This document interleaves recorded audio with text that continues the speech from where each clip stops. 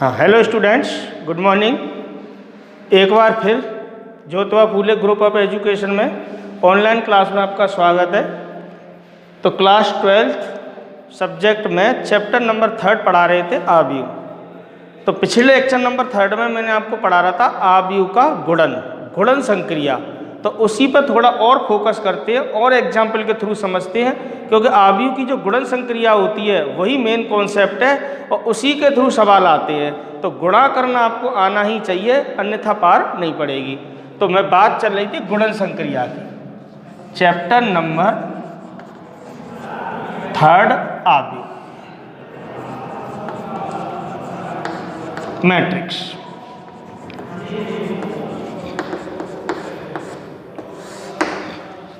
तो बात थी गुणन संक्रिया की।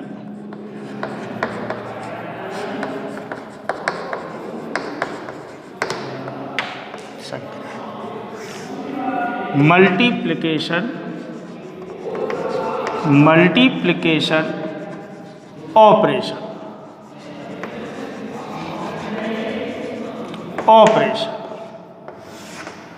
तो लास्ट क्लास में लेक्चर नंबर 3 में, वीडियो नंबर 3 में मैंने आपको समझाया था कि दो आव्यूह का गुणा कब संभव होता है, जब पहले आव्यूह के स्तंभों की संख्या दूसरे आव्यूह के पंक्तियों की संख्या के बराबर हो। और गुणा करने की प्रक्रिया क्या होती है, पहले आव्यूह की पंक्ति और दूसरे आव्यूह के स्तंभ के संगत पदों के गुणनफल के योग द्वारा प्राप्त करते हैं। और जो रिजल्ट आता है वो किस क्रम का आता है, पहले आव्यूह में जितनी पंक्तियाँ उतनी पंक्तियाँ आएंगी और दूसरे आव्यूह में जितने स्तंभ में उतने स्तंभ आएंगे। जैसे अगर ए कोई आव्यूह है, Aij इसके एलिमेंट है, इसका क्रम m क्रॉस n है, और दूसरा कोई आव्यूह Bij है तो इसका क्रम n क्रॉस p हो, तो a का गुणा b से संभव होगा, क्योंकि पहले आव्यूह के स्तंभों की संख्या दूसरे आव्यूह की पंक्तियों की संख्या के बराबर है। तो यहाँ पर a का गुणा b से संभव होगा। और जो रिजल्ट आएगा वो एक ऐसा आव्यूह आएगा जिसके अवयव कोई भी हो सकते हैं, उसका क्रम कितना आएगा, इतनी पंक्ति आएंगी और इतने आएंगे स्तंभ, मतलब m क्रॉस p। ये मैंने समझाया था। और गुणा करते कैसे हैं, पहले आव्यूह की पंक्ति लेते हैं और दूसरे आव्यूह के स्तंभ उनके संगत पदों के गुणनफल के योग द्वारा। एक एग्जाम्पल मैंने आपको पिछले लेक्चर में बताया था, एक एग्जाम्पल और देखते हैं। तो एग्जाम्पल नंबर देखेंगे आज की क्लास का, एग्जाम्पल नंबर 1। जैसे a बराबर कोई आव्यूह दे दिया 2 1 3 4 2 5, और b बराबर मैंने कोई भी आव्यूह ले दिया। अब इसका क्रम कितना है, 2 क्रॉस 3, तो इसमें 3 पंक्ति तो होनी ही चाहिए, स्तंभ कितने भी हों गुणा संभव हो जाएगा। तो 3 पंक्ति बनानी है, ये ध्यान रखना। जैसे 2 1 4 5 6 3, ये देखिए पंक्ति ज़्यादा भी हो सकती है, 0 1 2, स्तंभों की संख्या पंक्तियों की संख्या के बराबर हो। इसमें कितने भी स्तंभ हो कोई प्रॉब्लम नहीं है, मतलब इसके पंक्ति इतनी ही होनी चाहिए। तो पहले आव्यूह की पंक्ति स्तंभ और दूसरे आव्यूह की पंक्ति समान हो तो a का गुणा b से संभव है। अब a का गुणा b से करते कैसे हैं, मैंने आपको पिछले वीडियो में पिछले लेक्चर में समझाया था। ये देखिए 2 1 0 4 5 1 6 3 2, ये देखिए इसका क्रम 2 क्रॉस 3, ये 3 क्रॉस 3, पहले आव्यूह के स्तंभों की संख्या दूसरे आव्यूह पंक्ति, और रिजल्ट कितने का आएगा, इतने का आएगा। और गुणा करने का सिस्टम मैंने आपको पिछली क्लास में समझाया था। गुणा करने का सिस्टम क्या होता है, पहले आव्यूह की पंक्ति और दूसरे आव्यूह के स्तंभ के संगत पदों के ये गुणा ये, ऐसे मतलब इसको उठा के इस पर रख देना है। तो 2 दूनी 4 प्लस 1 का गुणा 4 से 4 प्लस 3 का गुणा 6 से 18, खत्म हो गया इस पंक्ति का इस स्तंभ में। अब जितने भी स्तंभों में सब में होगा इसी पंक्ति का, तो पूरी पंक्ति तैयार हो जाएगी। क्लियर। अब देखिए इस पंक्ति का इस स्तंभ में होगा तो 2 का गुणा 1 से होगा, वही पंक्ति गुणा स्तंभ 2 का गुणा 1 से, 1 का गुणा 5 से, 3 का गुणा 3 से। तो 2 का गुणा 1 से करोगे कितना आएगा 2, 1 का गुणा 5 से करोगे कितना आएगा 5, 3 का गुणा 3 से करोगे कितना आएगा 9। ये देखिए ऐसे इस पंक्ति का स्तंभ होगा तो 2 का गुणा 0 से करोगे 0 प्लस 1 का गुणा 1 से करोगे 1 और 3 का गुणा 2 से करोगे 6। ये देखिए 2 का गुणा 0 से 0, 1 का गुणा 1 से 1 और 3 का गुणा 2 से 6। फिर इसका करोगे 4 दूनी 8 प्लस 2 चौके 8 प्लस 5 छके 30।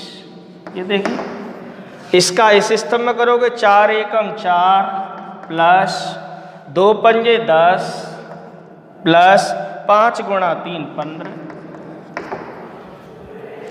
इसका गुणा इससे करोगे 4 का गुणा 0 से 0, 2 का गुणा 1 से 2, 5 का गुणा 2 से 10। वही पंक्ति गुणा स्तंभ। इसका इससे स्तंभ में 4 दूनी 8, 2 चौके 8, 5 छके 30। इसका इससे 4 एकम 4, 2 पंजे 10, 5 तिया 15। इसका 4 का गुणा 0 से 0, 2 एकम 2, 5 दूनी 10। इसको सरल करके लिख दो 18 और 4 22 और 4 26, 2 और 5 7 और 9 16, 6 और 1 7, 8 और 8 16, 16 और 30 46, 14 और 15 29 और 10 और 2 12। आंसर हो गया। क्रम कितना आया 2 क्रॉस 3, वो तो मैं पहले ही समझा चुका था। इतनी पंक्ति आएंगी और इतने स्तंभ आएंगे। आ गया। अच्छा एक बात बताओ, अगर a का गुणा b से किया, अब मैं b का गुणा a से करूं तो b के स्तंभों की संख्या a के पंक्तियों की संख्या के बराबर होनी चाहिए। तो यहां पर कितना है 2 1 0, 4 5 1, 6 3 2। समझना बात को, यहां से इंपॉर्टेंट बात है ये। और a के अवयवों को लिखोगे 2 1 3, 4 2 5। देखो इसका क्रम कितना 3 क्रॉस 3, इसका क्रम कितना 2 क्रॉस 3। क्या इसके स्तंभों की संख्या इसकी पंक्तियों की संख्या के बराबर है? नहीं है। तो इसका मतलब यहाँ पे b का गुणा a से संभव नहीं है। ऐसा थोड़ी है कि a का गुणा b से करें और b का गुणा a से हमेशा संभव हो भी सकता है और नहीं भी हो सकता है। तो यहाँ पर a का गुणा तो b से हो पा रहा है, लेकिन b का गुणा a से नहीं हो रहा है। तो यही बात आपको समझाने के लिए एग्जाम्पल लिया है। तो आव्यूह का गुणन संक्रिया कभी भी क्रम विनिमय नियम का पालन नहीं करती है। मतलब a का गुणा b से बराबर नहीं होता है b का गुणा a से। गुणा संभव भी हो गया तब भी समान अवयव नहीं आएंगे, मतलब तब भी वो वैल्यू बराबर नहीं आएंगी। ठीक है। तो यहाँ पर देख रहे हो a का गुणा तो b से हो पा रहा है, लेकिन b का गुणा a से नहीं हो पा रहा है। करोगे तो करोगे कैसे? देखो पंक्ति गुणा स्तंभ, इसका गुणा इससे, इसका गुणा इससे, इसका गुणा कहाँ है? यहाँ पे कोई एलिमेंट ही नहीं है। जैसे इस पंक्ति का इस स्तंभ में करोगे तो 4 का 2 से, 5 का 4 से, 1 का किससे करोगे? तो यहाँ पर संभव ही नहीं है, नॉट पॉसिबल। बात समझ में आ रही है एग्जाम्पल के थ्रू? और देखिए एक एग्जाम्पल और। ऐसा हो सकता है कि गुणा संभव हो जाए लेकिन रिजल्ट समान नहीं आएंगे, कभी भी समान नहीं आएंगे। ठीक है। जनरली समान नहीं आते, विशेष परिस्थिति में आ सकते हैं। जैसे a का गुणा i से करो, i का गुणा a से, तो संभव हो सकता है, हो जाता है। ठीक है ना। जहां a क्या है वर्गाकार आव्यूह होना चाहिए और i उसी कोटि का इकाई आव्यूह हो। एग्जाम्पल नंबर 2 लेता हूं मैं, जरा देखो समझना, थोड़ा सा अच्छा सा लेता हूं। ऐसे a बराबर दे दिया ऐसे 1 2 3, ये एलिमेंट ले दिए मैंने, समझना। a बराबर क्या लिया है 1 2 3, मतलब ये मैंने मैट्रिक्स ले दी, एक पंक्ति 3 स्तंभ। और b मैंने ऐसे ले दिया 1 2 3। देखो कितना अच्छा एग्जाम्पल है, इसमें 3 पंक्ति 1 स्तंभ, समझना। अब मैं a का गुणा b से करूं तो क्या संभव है? अभी चेक कर लेते हैं। ये देखो 1 2 3, ये देखो। तो पहले आव्यूह का क्रम कितना है 1 गुणा 3, दूसरे आव्यूह का क्रम कितना है 3 गुणा 1। पहले आव्यूह के स्तंभों की संख्या दूसरे आव्यूह की पंक्ति की संख्या के समान है, मतलब गुणा संभव है। और रिजल्ट कितने का आएगा 1 क्रॉस 1, मतलब एक ही अवयव आएगा। एक क्रॉस एक का मतलब उस आव्यूह में केवल एक ही एलिमेंट आएगा, एक पंक्ति एक स्तंभ, तो एक ही अवयव तो हुआ।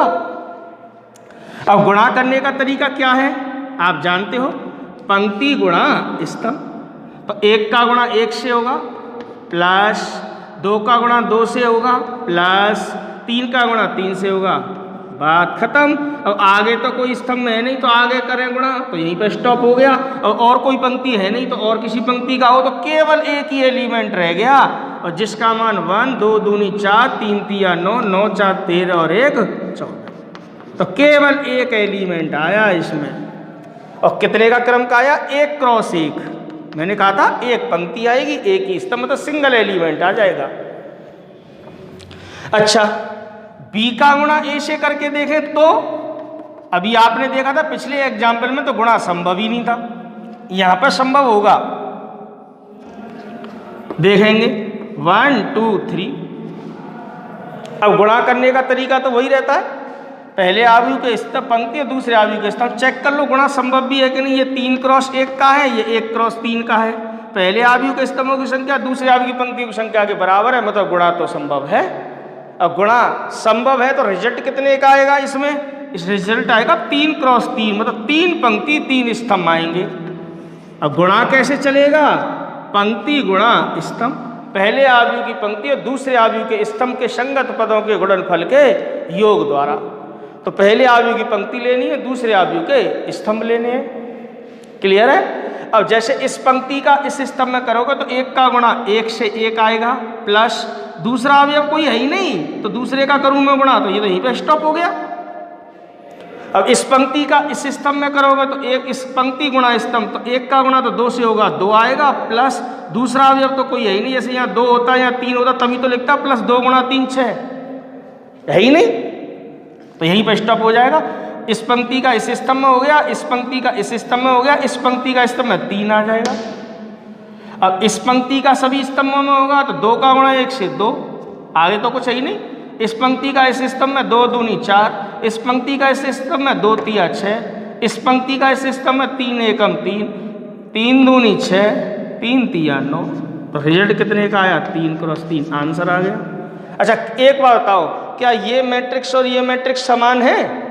नहीं तो, क्योंकि इसका क्रम 1 क्रॉस 1 है, उसका क्रम 3 क्रॉस 3 है। दो आव्यूह कब समान होते हैं, जब उनका क्रम भी समान हो और संगत अवयव भी समान हो। अरे कॉमन सेंस, इसमें तो एक ही अवयव है, उसमें तो 9 अवयव है। इसका क्रम 1 क्रॉस 1 है, उसका क्रम 3 क्रॉस 3 है, ना तो क्रम समान है ना अवयव समान है, जबकि दोनों चीज समान होनी चाहिए।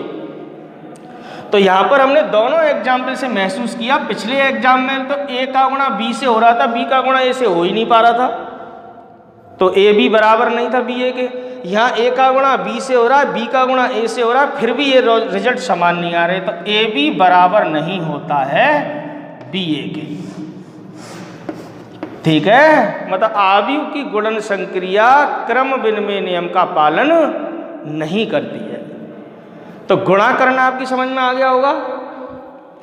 दो समान कोटि के वर्ग आव्यूह का गुणन सदैव संभव होता है, उसको चेक करने की जरूरत नहीं है, लेकिन रिजल्ट बराबर नहीं आते। देखना नेक्स्ट बात, ये आपको हमेशा ध्यान रखनी, इसमें तो चेक करने की जरूरत नहीं पड़ती। क्या दो समान कोटि के, ये ध्यान रखना, दो समान कोटि के वर्ग आव्यूह,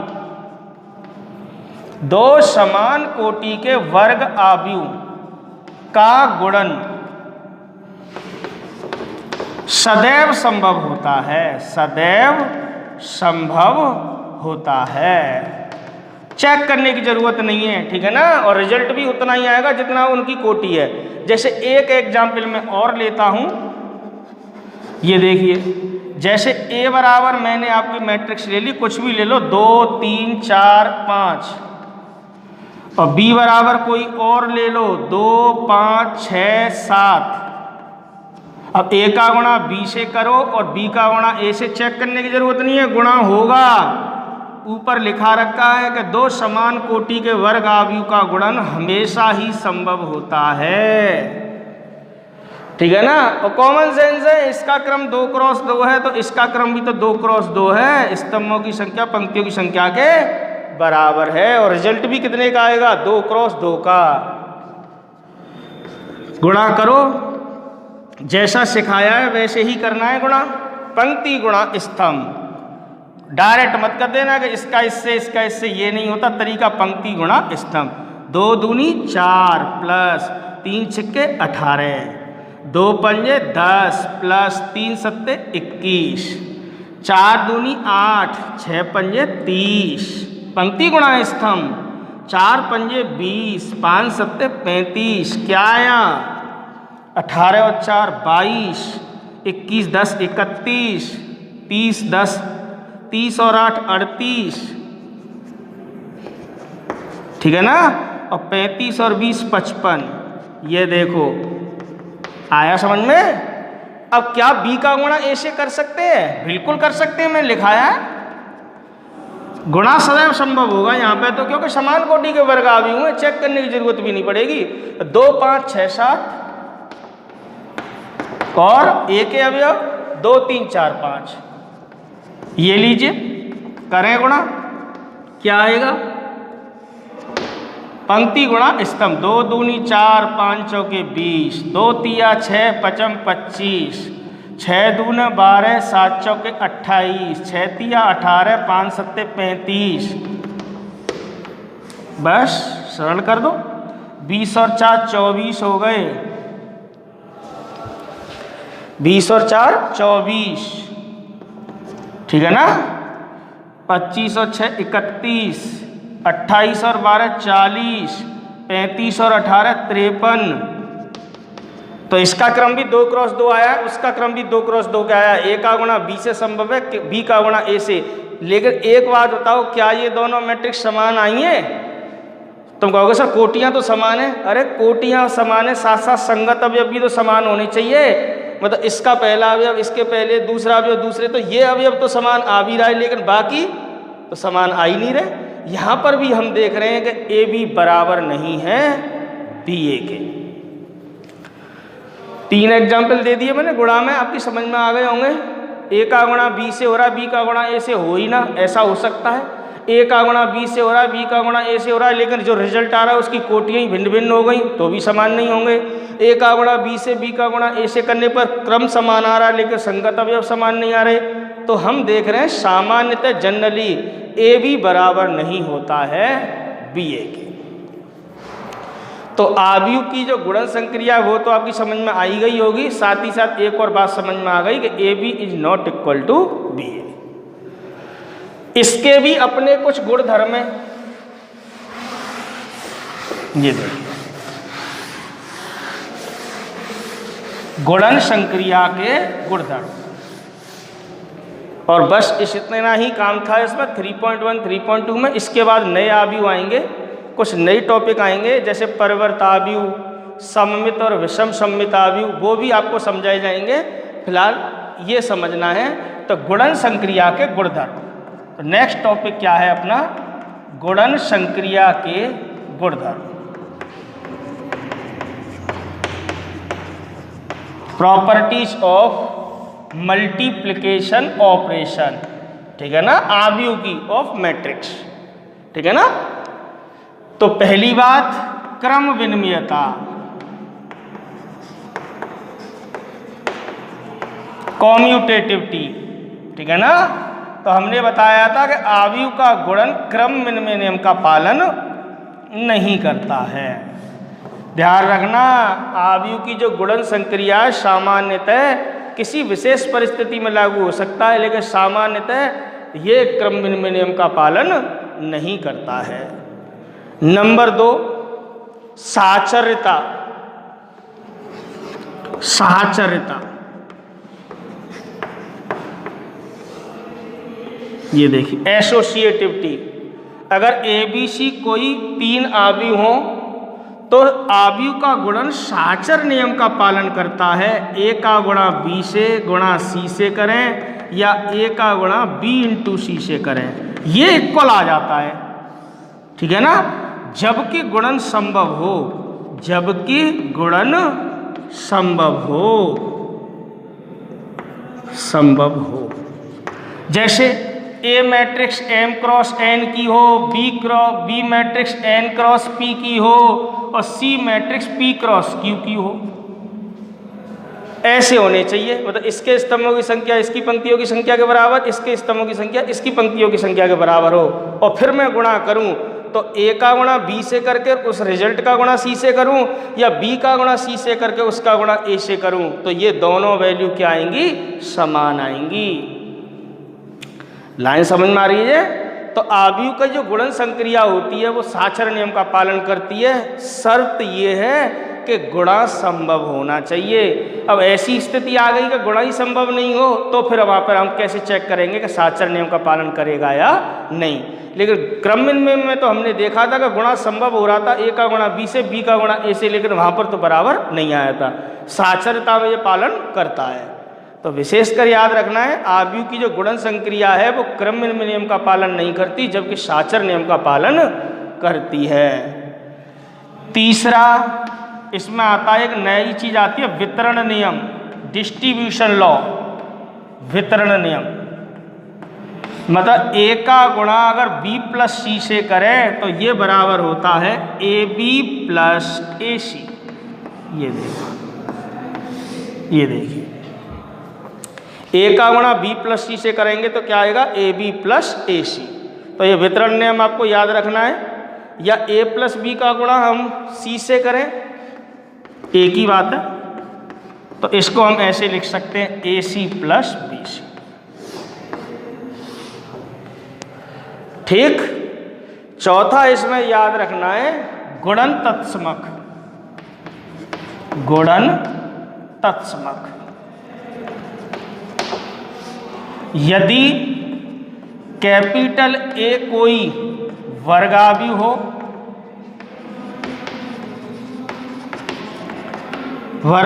हो, तथा कैपिटल आई उसी क्रम का इकाई आव्यूह हो,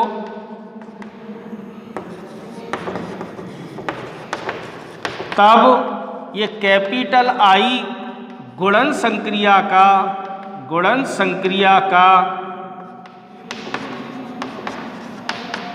गुणन तत्समक कहलाता है। गुणन तत्समक कहलाता है। क्लियर? मतलब ए का गुणा आई से करें या आई का गुणा ए से करें, ए पर कोई प्रभाव नहीं पड़ता है। तो इकाई आव्यूह का गुणा करोगे ना किसी स्क्वायर मैट्रिक्स से, ठीक है ना, क्योंकि इकाई आव्यूह का क्रम क्या होता है, स्क्वायर ही होता है। तो वहाँ पर ए का गुणा आई से करें या आई का गुणा ए से, वो बराबर रहता है और किसके मान के बराबर आता है, वो ए के। तो कैपिटल आई जो होता है, आइडेंटिटी मैट्रिक्स जो होती है, वो गुणन संक्रिया का गुणन तत्समक कहलाता है। याद रखनी है ये बात, ठीक है ना। एग्जाम्पल दूं मैं, देखो इस बात का एग्जाम्पल और देखते हैं। देखो एक छोटा सा एग्जाम्पल ले दूं मैं। कोई भी मैट्रिक्स ले लो आप, कोई भी 2 3 4 5 कुछ भी ले दो, एलिमेंट कुछ भी, और आई भी इसी क्रम का लेना है। 2 क्रॉस 2 है तो 2 क्रॉस 2 का इकाई आव्यूह को हम I2 कहते थे। क्या होता था इकाई आव्यूह? ऐसा वर्ग आव्यूह जिसके मुख्य विकर्ण के अवयव 1 हों, इकाई हों, और शेष अवयव क्या हों, 0, तो उसको ही हम कहते थे इकाई आव्यूह। अब आप गुणा करके चेक करो, ए का गुणा आई से कर लेना या आई का गुणा ए से, ए ही आएगा। करेंगे गुणा, देखिए 1 0 0 1 करो गुणा, पंक्ति गुणा स्तंभ, 2 एकम 2, 3 का 0 से करोगे 0, पंक्ति गुणा स्तंभ, 2 का 0 से करोगे 2 0, 3 का 1 से करोगे 3, पंक्ति गुणा स्तंभ, 4 का 1 से करोगे 4, 5 का 0 से करोगे 0, 4 का 0 से करोगे 0, 5 एकम 5, रिजल्ट क्या आया, 2 3 4 5 किसके बराबर आया, ए के। आप समझ में आ गई होगी।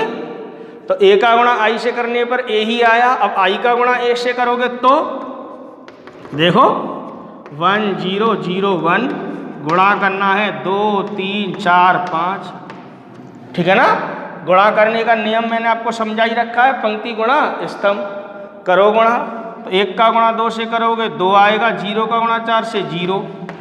पंक्ति गुणा स्तंभ, 1 का गुणा 3 से करोगे 3, 0 का गुणा 5 से करोगे 0, 0 का गुणा 2 से करोगे 0, 1 का गुणा 4 से 4, 0 का गुणा 3 से 0, 1 का गुणा 5 से 5। क्या आएगा? सरल करोगे 2 3 4 5, किसके बराबर रहा? 1। तो a का गुणा i से कर लें या i का गुणा a से, उस पर कोई प्रभाव नहीं पड़ता है। इसीलिए हम कहते हैं कि इकाई आव्यूह जो होता है कैपिटल I, वो आव्यूह की गुणन संक्रिया का गुणन तत्समक कहलाता है। तो यहाँ पर आपकी बात समझ में आ गई होगी। आव्यूह की तीनों मैंने संक्रिया पढ़ा दी, योग, अंतर और गुणन, ठीक है ना। इसके बाद इसमें कुछ अलग टॉपिक और आते हैं, मैं पूरी थ्योरी एक साथ कराता हूँ, फिर इसकी प्रश्नावली के सवाल आपको समझाऊंगा। अब ज़्यादा शेष वर्क नहीं रहा है इसमें। प्रश्नावली 3.1 और 3.2 यहाँ से आप आसानी से कर सकते हैं। 3.1 और 3.2 करेंगे तो कोई दिक्कत नहीं आएगी, ठीक है ना। 3.1 तो थ्योरेटिकल है, उसमें तो कुछ पूछा ही नहीं है, आसान आसान बात है। और 3.2 देखोगे तो वो संक्रियाओं पर ही आधारित है, जोड़ना घटाना, ठीक है ना।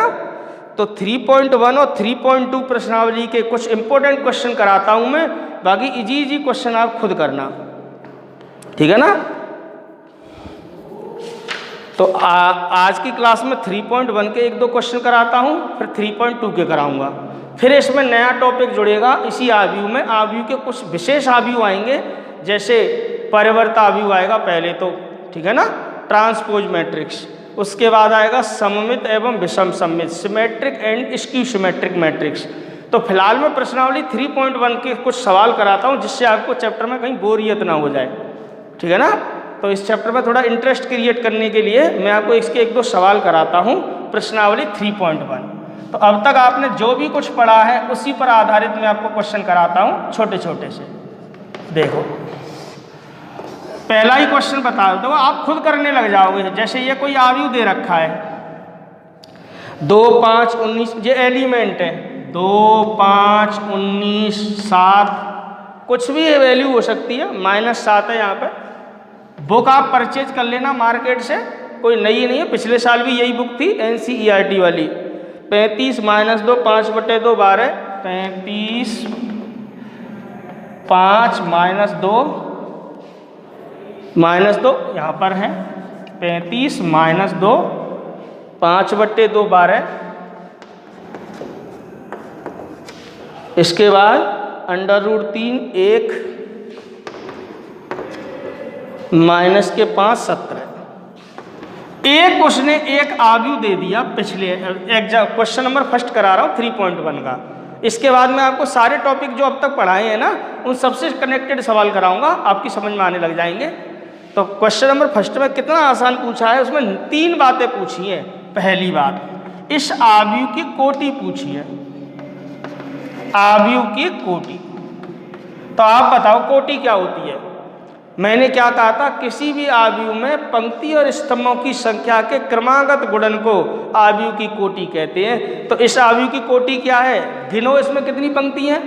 पंक्ति कौन होती है, क्षैतिज रेखाएं, 1 2 3, 3 पंक्ति हो गई, गुणा स्तंभ कितने हैं, 1 2 3 4 4। तो इस आव्यूह का क्रम कितना हो गया, 3 × 4, कंप्लीट। दूसरा पार्ट क्या पूछा है उसने, कह रहा है कि आव्यूह के अवयवों की संख्या, क्या, आव्यूह के अवयवों की संख्या। अवयवों की संख्या मैंने क्या बताई थी, अरे यहीं से गुणा कर लो, 3 का गुणा 4 से करोगे कितना आएगा, 12। तो इसमें 12 ही अवयव आएंगे, चेक करने की जरूरत भी नहीं है, देख लो, भले ही गिन लो। 4 5 6 7 8 9 10 11 12, 12 ही तो है।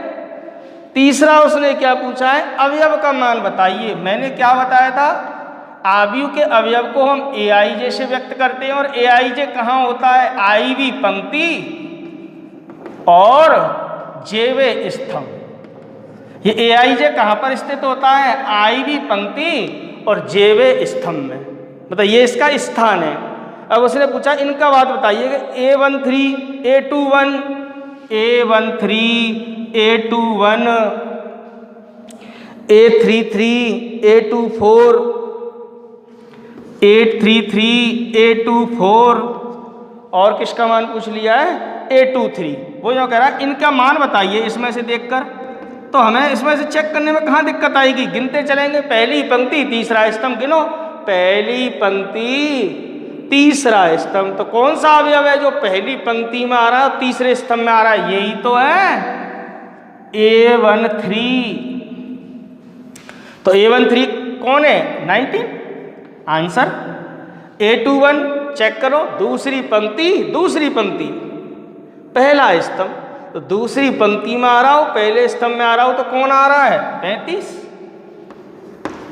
तीसरी पंक्ति तीसरा स्तंभ, तो तीसरी पंक्ति में भी आए तीसरे स्तंभ में तो कौन आ रहा है? -5। दूसरी पंक्ति चौथा स्तंभ गिनो, दूसरी पंक्ति चौथा स्तंभ कौन आ रहा है? 12। दूसरी पंक्ति तीसरा स्तंभ, दूसरी पंक्ति तीसरा स्तंभ गिन लो कौन आ रहा है? 5/2। तो ये हमारे आंसर हो गए। तो आपको कोटि पता करना समझ में आ गया होगा, अवयवों की संख्या समझ में आ गई होगी और अवयवों का स्थान भी समझ में आ गया होगा। ये लेक्चर नंबर 1 की बात है, इसमें कहीं दिक्कत वाली बात नहीं थी। क्वेश्चन नंबर 2 में क्या कहा है कि यदि किसी आयु में 24 अवयव है, देखो क्वेश्चन नंबर 2, ये सब आपकी समझ में आएंगे। अवयवों की संख्या कितनी है? अवयवों की संख्या कितनी है? 24। जैसे इसमें अवयवों की संख्या कितनी थी? 12। तो वो जो करा, अगर किसी आयु में अगर 24 अवयव है तो इस आयु के संभावित कोटियां क्या हैं? तो आयु की संभावित कोटियां, आयु की संभावित कोटियां क्या होंगी? अरे कॉमन सेंस लगाओ, 24 के फैक्टर बना लो। 1 गुणा 24, 24 गुणा 1, 2 गुणा 12, 12 गुणा 2, 3 गुणा 8, 8 गुणा 3, 4 गुणा 6, 6 गुणा 4, यही तो होंगी। पॉजिटिव आते हैं, पॉजिटिव इंटीजर, प्राकृत संख्याएं। ये ध्यान रखना, कोई नेगेटिव बटे में मत ला देना। तो आयु का क्रम क्या क्या हो सकते हैं? 1 पंक्ति 24 स्तंभ, 24 पंक्ति 1 स्तंभ, 2 पंक्ति 12 स्तंभ, 12 पंक्ति, ऐसे हो सकते हैं। कहाँ प्रॉब्लम है इसमें? हो जाओ करा। अगर दूसरे पार्ट में ये पूछा है कि अगर अवयवों की संख्या 13 है, अब 13 के तो देखो कोई फैक्टर नहीं होते, अवयवों की संख्या कितनी दे रखी है? 13। तो इसकी संभावित क्रम क्या बनेंगे? आयु के संभावित क्रम क्या बनेंगे? 1 पंक्ति 13 स्तंभ या 13 पंक्ति 1 स्तंभ। ये लो, ये आपकी बात समझ में आ गई होगी। तो क्लियर है यहाँ तक? तो एक क्वेश्चन नंबर 1 और 2 ये मैंने आपको समझाया। 3rd 4th ऐसे ही हैं। 4th में अब मैंने आपको शुरू में भी बताया था आयु की रचना करने वाले। तो नेक्स्ट क्लास में मैं आपको यही टॉपिक पढ़ाऊंगा। प्रश्नावली 3.1 के कुछ इंपॉर्टेंट क्वेश्चन कराऊंगा। ये तो शुरू के 1-2 क्वेश्चन करा दिए, बाकी आप खुद भी घर पे करना प्रैक्टिस। देखो टॉपिक अगर क्लियर हो गया तो क्वेश्चंस इतने आसान हैं इस चैप्टर में कि इनको आप खुद ही कर सकते हो। तो टॉपिक मैं क्लियर कराता रहूँगा, क्वेश्चंस आप करते रहना और कठिन क्वेश्चन मैं सारे करा के ही चलूँगा।